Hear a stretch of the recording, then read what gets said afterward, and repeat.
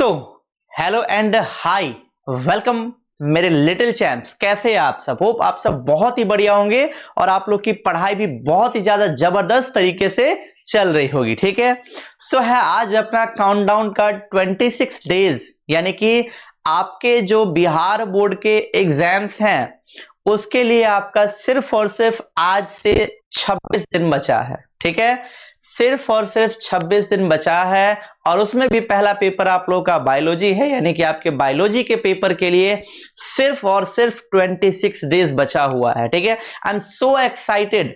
मैं इसलिए एक्साइटेड हूं क्योंकि जो बच्चे पढ़ाई के साथ खिलवाड़ किए हैं उनका तो छोड़ो, उनका हम क्या ही कर सकते हैं, क्योंकि भैंस के आगे कितना भी हम बीन बजाएंगे तो भैंस सुनने वाला नहीं है। ठीक है, समझने वाला नहीं है। बाकी जो अच्छे स्टूडेंट हैं जिन्होंने कड़ी मेहनत की है, बहुत जोरों शोर से जिन्होंने मेहनत किया है, एग्जाम का जो तैयारी किए हैं, तो जाहिर सी बात है कि वो भी एक्साइटेड होंगे अपने रिजल्ट के लिए, और रिजल्ट तभी आएगा जब एग्जाम देंगे। इसीलिए मैं भी एक्साइटेड हूं और वो बच्चे भी एक्साइटेड होंगे। ठीक है, सो आज का जो हमारा सेशन है, इस सेशन में हम बायोटेक्नोलॉजी का सेकंड चैप्टर के क्वेश्चंस को हम करने वाले हैं। देखिए, बायोटेक्नोलॉजी के अंदर जो आपके टोटल 2 चैप्टर थे, जिसमें से जो पहला चैप्टर था जिसमें मैंने आपको पढ़ाया हुआ है प्रिंसिपल्स के बारे में, प्रोसेसेस के बारे में, तो थोड़ा सा कॉम्प्लेक्स चैप्टर था वो। ठीक है, बट ये वाला जो चैप्टर है बायोटेक्नोलॉजी एंड इट्स एप्लीकेशन, मतलब कि यहां पे मैंने आप लोगों को बायोटेक्नोलॉजी और इसके उपयोगों के बारे में मैंने आप लोग को यहां पे बताया हुआ है। ठीक है, तो जाहिर सी बात है कि उससे बहुत ज्यादा आसान चैप्टर है, बट और यहां पे उससे कम क्वेश्चंस भी हैं। ठीक है, तो उससे कम समय भी लेंगे। और दूसरी बात कि ये वाला जो चैप्टर है, इस चैप्टर से ऑब्जेक्टिव क्वेश्चंस अच्छा खासा बनता है। ठीक है, तो याद रखिएगा कि बिल्कुल भी वीडियो को स्किप ना करें। प्लीज आप लोगों से रिक्वेस्ट है, वीडियो को बिल्कुल भी स्किप ना करें, पूरा का पूरा क्लास अटेंड करें बाबू। बहुत कम समय बचा है आपके एग्जाम के लिए। ठीक है, सो चलते हैं हम अपने फर्स्ट क्वेश्चन पे। तो ये पहला क्वेश्चन ये रहा आपके कंप्यूटर स्क्रीन पर। क्राइजीन प्रिवेंट्स व्हिच क्रॉप बॉलवर्म। जो क्राइजीन होता है वो इनमें से किस क्रॉप को बॉलवर्म से बचाता है? फेमस नाम, कॉटन बॉलवर्म। ये क्या होता है? ये एक टॉक्सिक होता है, टॉक्सिक प्रोटीन होता है। ठीक है, इससे टॉक्सिक प्रोटीन ऑब्टेन किया जाता है। तो ये जो होता है क्राइजीन, ये क्या करता है? कॉटन के प्लांट में बॉल वर्म्स को लगने से बचाता है। तो यहां पे अपना ऑप्शन नंबर ए हो जाएगा करेक्ट। ठीक है, अगला है the first clinical gene therapy was given for. जो सबसे पहला क्लिनिकल जीन थेरेपी दिया गया था वो किस चीज के लिए दिया गया था? देखिए, पहली बात तो याद रखिएगा कि जीन थेरेपी कहते किसको हैं? जीन थेरेपी एक वैसी प्रक्रिया होती है जिसमें हम जीन में करेक्शन करते हैं, उस प्रोसेस को बोलते हैं जीन थेरेपी, या फिर हिंदी में बोले तो जीन का इलाज। ठीक है, और जीन का इलाज प्रायः बहुत फुल्ली यदि हम बोलेंगे तो संभव नहीं होता है, लेकिन कुछ मायनों में कहीं कहीं पे ये इसकी पॉसिबिलिटी देखने को मिली है। अब जैसे आपने सुना होगा कि जो प्रेग्नेंट वुमन होती है उनमें रूटीन चेकअप होता है। तो रूटीन चेकअप के दौरान एक्चुअली होता क्या है, उस दौरान एक्चुअली बच्चे के ग्रोथ को ऑब्जर्व किया जाता है कि बच्चे में ग्रोथ किस तरीके से हो रहा है। ठीक है, बच्चा नॉर्मल है या फिर एबनॉर्मल है, कोई उसको मेंटल प्रॉब्लम है, कोई उसको जेनेटिकल प्रॉब्लम है, उन सबको वहां पे ऑब्जर्व किया जाता है उस रूटीन चेकअप के दौरान। तो जीन थेरेपी कब पॉसिबल होता है? जीन थेरेपी हम कर सकते हैं यदि किसी बच्चे के जीन में कोई एरर आ गई है, तो उसमें हम जीन थेरेपी को कर सकते हैं, लेकिन स्टार्टिंग वाले फेज में। ठीक है, यानी कि जब बच्चा बिल्कुल जन्म लिया ही है उसी टाइम में। ठीक है, बहुत ज्यादा यदि हम चाहेंगे 8 साल 10 साल 20 साल बाद हम उसको ठीक करने का कोशिश करें तो वो कभी भी नहीं होगा, वो संभव ही नहीं है। ठीक है, तो जो सबसे पहला जीन थेरेपी है, जो सबसे पहला क्लिनिकल जीन थेरेपी है, ये दिया गया था 4 साल की एक लड़की थी, उसको दिया गया था सबसे पहला क्लिनिकल जीन थेरेपी, और उस बच्ची को एडीए डेफिशिएंसी थी। एडीए स्टैंड्स फॉर एडिनोसिन डीअमीनेज, इस एंजाइम की डेफिशिएंसी उसमें हो गई थी, तो यहां पे अपना ऑप्शन नंबर ए हो जाएगा करेक्ट। ठीक है, अगला क्वेश्चन में पूछ रहा है कि ये जो एडीए का प्रोडक्शन साइट है, मतलब कि अपने बॉडी के कौन से जगह पे इस एडीए का प्रोडक्शन होता है, तो भैया वो है हमारे lymphocyte. Clear. Transgenic golden rice is enriched with of the following vitamin, मतलब कि जो गोल्डन राइस है जिसको बनाया गया है, ट्रांसजेनिक गोल्डन राइस जो है, उस राइस के अंदर कौन सा विटामिन सबसे ज्यादा होता है, मैंने आपको बताया भी हुआ था, उसमें होता है विटामिन ए। ठीक है, चलिए अगले क्वेश्चन पे आते हैं, और अगला क्वेश्चन है हमारा, ये रहा आपके कंप्यूटर स्क्रीन पर। ठीक है, ये रहा आपके कंप्यूटर स्क्रीन पर। क्या कह रहा है यहां पे बोल रहा है कि ट्रांसजेनिक माइस में be used for testing of, देखिए ट्रांसजेनिक एनिमल किसको बोलते हैं, ठीक है, जेनेटिकली मॉडिफाइड ऑर्गेनिज्म, वैसे ऑर्गेनिज्म जिसमें हम जेनेटिकल मॉडिफिकेशन किए हुए होते हैं, that is genetical modified organism. उसी के अंदर ट्रांसजेनिक प्लांट भी आते हैं, ट्रांसजेनिक एनिमल भी आते हैं। तो ट्रांसजेनिक एनिमल वो एनिमल हुए जिनमें हम कुछ ऑल्टरनेशन किए हुए होते हैं उनके जीन में, दैट इज ट्रांसजेनिक एनिमल। ये ट्रांसजेनिक एनिमल चूहे होते हैं, खरगोश, कुत्ता, बिल्ली, गाय, शिप, अलग अलग हैं। ठीक है, बहुत सारे हैं, बट जो सबसे ज्यादा है वो सबसे ज्यादा है चूहा। ठीक है, चूहा। तो जब भी कोई टेस्ट किया जाता है तो उसी ट्रांसजेनिक माइस पे, उसी चूहे पे किया जाता है। तो किसका टेस्ट किया जाता है? क्या वो एंटीबायोटिक का डोज का टेस्ट होता है? नहीं। तो जब ये नहीं होगा तो जाहिर सी बात है कि ऑल ऑफ दिस भी नहीं होगा। क्या फर्टिलाइजर की एफिशिएंसी का टेस्ट किया जाता है? बिल्कुल भी नहीं। तो ये जो चूहा होता है इस पे वैक्सीन की सेफ्टी टेस्टिंग की जाती है। जैसे कि कोविड टाइम में जो वैक्सीन को बनाया गया था तो सबसे पहले जो टेस्टिंग किया गया था इन्हीं पे किया गया था। क्लियर। अगला, फ्लावर सॉर क्या है? फ्लावर सॉर एक ट्रांसजेनिक टोमेटो है। ठीक है, यानी कि ऐसा टमाटर है जिसके जीन में चेंजेस किए गए हैं। क्लियर है। सबसे पहला ट्रांसजेनिक काउ कौन है? रोजी। और सबसे पहला transgenic ship Dolly. Clear. Alpha 1 antitrypsin का यूज किया जाता है, एक बीमारी होती है जो कि ज्यादा सिगरेट स्मोकिंग के कारण होता है, उस बीमारी का नाम है एम्फाइसीमा। तो इसी एम्फाइसीमा को ट्रीट करने के लिए यूज किया जाता है अल्फा 1 एंटीट्रिप्सिन का, अल्फा 1 एंटीट्रिप्सिन का। ठीक है, इसका आंसर आप लोग कीजिए। Hybridomas are employed for, hybridomas किनके लिए इंप्लॉयड है? ठीक है, हाइब्रिडोमास इनमें से किनके लिए इंप्लॉयड है? किनके लिए इंप्लॉयड है? किनके लिए इंप्लॉयड है? तो ये है मोनोक्लोनल एंटीबॉडी के सिंथेसिस के लिए। ठीक है, ये है मोनोक्लोनल एंटीबॉडी के सिंथेसिस के लिए। ठीक है, चलिए अगले क्वेश्चन पे आते हैं। अगला क्वेश्चन क्या कह रहा है भैया? अगला क्वेश्चन यहां पे है आपका क्वेश्चन नंबर 10। ये रहा आपके कंप्यूटर स्क्रीन पर। क्वेश्चन नंबर 10 का फटाफट से आंसर कीजिए। Genetically engineered bacteria are being employed for the production of insulin. ठीक है, GEAC stands for genetic engineering approval committee, JEAC। जब जेनेटिक इंजीनियरिंग किया जाता है तो किस पे किया जाए, किस पे ना किया जाए, किस तरीके से किया जाए, ये सारा का सारा डिसाइड जो करती है यही कमिटी जिसका नाम है GEAC, genetic engineering approval committee. Clear. Choose the correct option regarding retrovirus.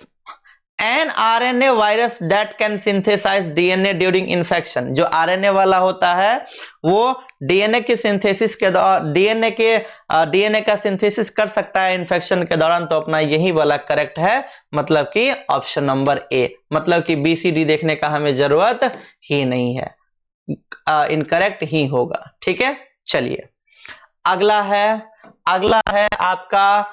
है आपका क्वेश्चन नंबर 13। क्वेश्चन नंबर 13 का आप लोग आंसर कीजिए फटाफट से। क्वेश्चन नंबर 13 का आप लोग आंसर कीजिए। प्रोटॉक्सिन क्या है? पिछले वाले में भी बताया हुआ था। ठीक है, अगला पैथोफिजियोलॉजी होता है study of Altered physiology of host. ठीक है, trigger for activation of toxin of bacillus thuringiensis is, यानी कि बैसिलस thuringiensis के टॉक्सिन को जो एक्टिवेशन के लिए जो ट्रिगर होता है, ये होता है गट के अंदर का एल्केलाइन पीएच। गट के अंदर का एल्केलाइन पीएच। ठीक है, गट के अंदर का एल्केलाइन पीएच। ठीक है जी, याद रहेगा इतना? क्लियर? चलिए क्वेश्चन नंबर 16 का आंसर कीजिए। क्वेश्चन नंबर 16 का आंसर कीजिए। आरएनए इंटरफेरेंस में जीन्स को साइलेंस किया जाता है डबल स्ट्रैंडेड आरएनए का यूज करके। ठीक है, सबसे पहला क्लिनिकल जीन थेरेपी किस पे दिया गया था? अब ये बताया है जहां पे वर्ड आ जाए एडीए। ठीक है, so severe combined immunodeficiency resulting from deficiency of ADA, तो यहां पे ऑप्शन नंबर डी हो गया करेक्ट। ठीक है, यहां पे ऑप्शन नंबर डी हो गया अपना करेक्ट। क्लियर? अब देखिए अगला क्वेश्चन क्या बोल रहा है। अगला क्वेश्चन क्या कह रहा है यहां पे? अगला क्वेश्चन कह रहा है अपना कि ADA is an enzyme. ADA एक एंजाइम है जिसके डेफिशिएंसी के कारण जेनेटिक डिसऑर्डर होता है एससीआईडी। तो इस एडीए का फुल फॉर्म क्या है? Adenosine deaminase. Adenosine deaminase. Clear? Adenosine deaminase. ठीक है जी, क्लियर है यहां पे? चलिए क्वेश्चन नंबर 19 का आंसर कीजिए। 19 का आंसर कीजिए फटाफट से। Silencing of a gene could be achieved through the use of. Gene को हम साइलेंस कर सकते हैं किसका यूज करके? आरएनए इंटरफेरेंस का यूज करके कर सकते हैं, एंटीसेंस आरएनए का यूज करके कर सकते हैं, मतलब कि option number C will be correct. अगला है ELISA is used to detect viruses where alkaline phosphate is the key reagent. So option number C will be correct. In transgenics, expression of transgene in target tissue is determined by। जो transgenic animal होते हैं या फिर transgenic animal हो, plant भी हो, कुछ भी हो, इसमें जो टारगेट टिश्यू के अंदर ट्रांसजीन के एक्सप्रेशन को डिटरमाइन किया जाता है, ये प्रोमोटर के द्वारा डिटरमाइन किया जाता है। ये बात यहां पे याद रखिएगा। ठीक है, ये बात यहां पे याद रखिएगा। क्लियर है जी? क्लियर है? चलिए फटाफट से अब क्वेश्चन नंबर 22 का आंसर कीजिए। क्वेश्चन नंबर 22 का आंसर कीजिए। Industrial production of a ethanol from starch is brought about by a certain species of, यानी कि इथेनॉल का जो स्टार्च से इंडस्ट्रियल प्रोडक्शन किया जाता है वो किस स्पीशीज के मदद से? तो वो सैक्रोमाइसी सेरेविसी। ठीक है, चलिए अगले क्वेश्चन पे आते हैं। अगले क्वेश्चन पे आते हैं हम। अगला क्वेश्चन है हमारा यहां पे, क्या कह रहा है ये? हाँ, अगला क्वेश्चन देखिए। अगला क्वेश्चन है यहां पे कि of the following enzyme is used in making detergent. इनमें से कौन सा एंजाइम ऐसा है जिसका डिटर्जेंट बनाने में यूज किया जाता है? आप लोग केमिस्ट्री में भी पढ़े होइएगा, प्रोटीएज। ठीक है, चलिए पेनिसिलिन का यूज कब किया गया था? पेनिसिलियम नोटेटम से बनाया गया है पेनिसिलिन, और इस पेनिसिलिन का उपयोग किया गया था वर्ल्ड वॉर 2 में अमेरिकी सैनिक के ऊपर। ठीक है, वर्ल्ड वॉर 2 में अमेरिकी सैनिक के ऊपर। ठीक है, वर्ल्ड वॉर 2 में अमेरिकी सैनिक के ऊपर। अगला, क्राई एबी किसको कंट्रोल करता है? क्राई एबी ये कंट्रोल करता है कॉर्न बोरर को। Which of the following organization makes decision regarding the validity of genetically modified research and safety of introducing genetically modified organism? यानी कि जेनेटिकली मॉडिफिकेशन के ऑर्गेनिज्म जो भी डिसीजन होता है वो कौन लेता है? अभी बताया हूं जेनेटिकली इंजीनियरिंग अप्रूवल कमिटी, यानी कि GEAC, यानी कि GEAC। ठीक है जी, GEAC। क्लियर? चलिए अगले पे आते हैं। क्लोरेला क्या है? ये भी रिपीटेड वाला क्वेश्चन है। क्लोरेला एक प्रकार का एल्गी है। ठीक है, क्लोरेला एक प्रकार का एल्गी है।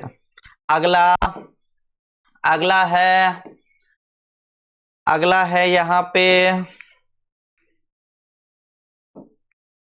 अगला है which of the following method is used to inject recombinant DNA into nucleus of animal cell directly? यानी कि न्यूक्लियस, एनिमल सेल के न्यूक्लियस में जो हम डायरेक्ट रिकॉम्बिनेंट डीएनए को जो इंजेक्ट करते हैं, इंजेक्ट, ठीक है, इंजेक्ट करना, डायरेक्ट डालने में जीन गन भी आ जाएगा, लेकिन यहाँ पे इंजेक्ट लिखा हुआ है, मतलब कि माइक्रो इंजेक्शन। ठीक है, ट्रांसजेनिक एनिमल कौन कौन से हैं? गाय है, चूहे हैं, सुअर है, मतलब कि ऑल।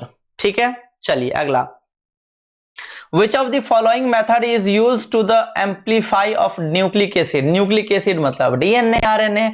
एम्पलीफाई जहां पे वर्ड आ जाए वहां पे आपको पता है, सीधा आप टिक करोगे पीसीआर वाले पे। ठीक है, सीधा आप टिक करोगे पीसीआर पे। क्लियर? चलिए अगला, हाँ, at what pH insecticidal protein synthesized by Bacillus thuringiensis become active? Sorry, गले में थोड़ा सा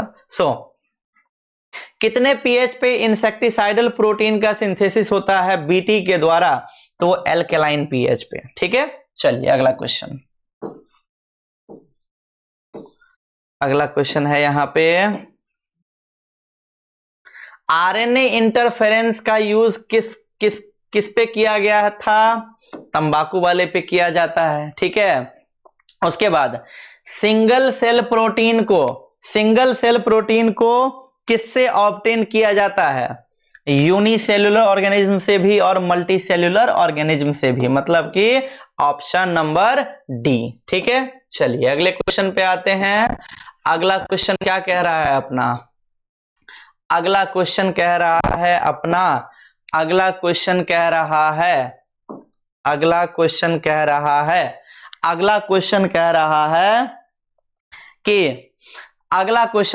है कि इनमें से कौन सा ट्रांसजेनिक क्रॉप नहीं है? कॉटन का है, मटर का है, फ्लेक्स का है, तंबाकू का नहीं है। So here the option number C will be correct. ठीक है, इनमें से कौन सा ट्रांसजेनिक प्लांट नहीं है?